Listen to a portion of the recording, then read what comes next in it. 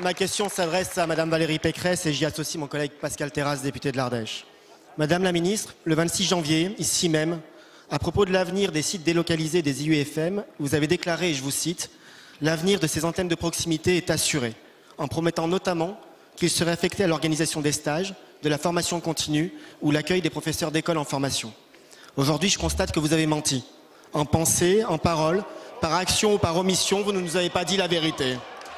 J'ai là un courrier du président de l'université Joseph Fourier, courrier daté du 9 février dernier, qui présente, et je le cite lui aussi, comme inévitable la fermeture du site de l'IUFM de Privas en Ardèche.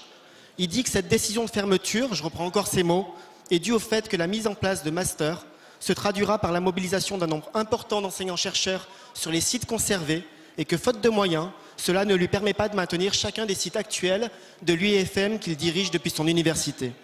Madame la ministre, le décalage entre votre discours électoral et la réalité de votre politique est insupportable. Alors que lors des assises des territoires ruraux, le gouvernement nous a promis de tout faire pour le développement des territoires comme l'Ardèche.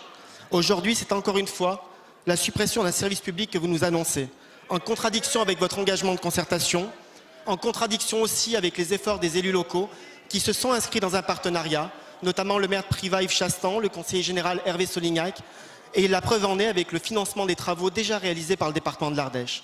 Cette décision est d'autant plus inacceptable que le département de l'Ardèche a déjà payé un lourd tribut à la révision générale des politiques publiques. Alors, Madame la ministre, de deux choses l'une.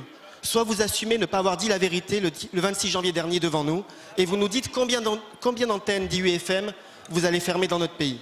Soit vous revenez sur la décision de fermeture et vous nous dites quelles seront les formations dispensées sur le site de Privas en septembre 2010. Les collectivités locales y sont prêtes et elles attendent votre réponse.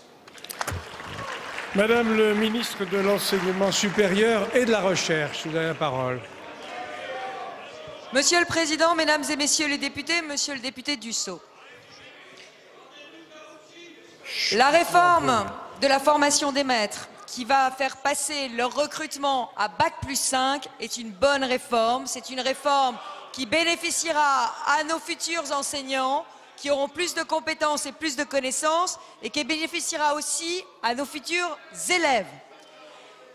Vous m'interrogez plus précisément sur l'avenir des antennes IUFM dans le cadre de cette réforme. Comme vous le savez, depuis la loi de 2005, dite loi Fillon, les IUFM ont été intégrés dans l'université à la satisfaction générale. Alors, je le dis et je le redis devant la représentation nationale, l'avenir de ces pôles universitaires de proximité est assuré. Il est assuré parce que ces antennes d'IUFM, dans le cadre de la réforme, assureront le suivi des stages des étudiants avant le concours et la formation continue des maîtres après le concours. Il y aura dans chaque académie, et il va y avoir dans l'académie de Grenoble, une réunion autour du recteur, avec les élus, avec le président de l'université de Grenoble, avec les directeurs d'antennes d'IUFM, pour élaborer un schéma académique de la formation des maîtres en concertation. Et dans ce cadre sera discuté l'avenir du pôle universitaire de proximité et de Privas.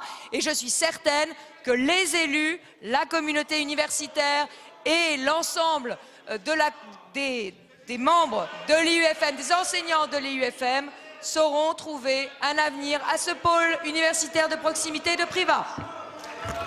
La séance des questions au gouvernement est terminée. La séance est suspendue.